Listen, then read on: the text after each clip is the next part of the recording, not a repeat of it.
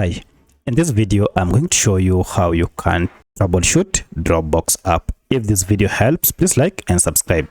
So you will need to troubleshoot your app if your app is not opening, it is not working, some functions are not running as normal, or the app keeps on crashing, or maybe it is too slow.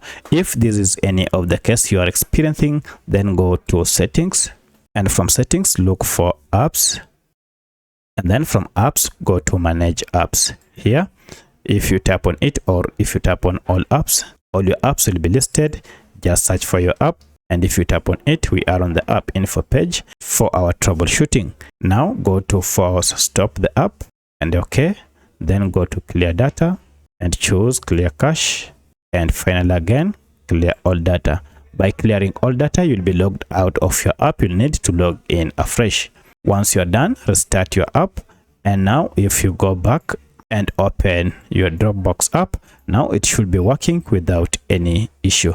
But at this moment, should you still have any challenge with the app, then you need to go to Google Play Store or App Store and check if we have any update your app to the latest version.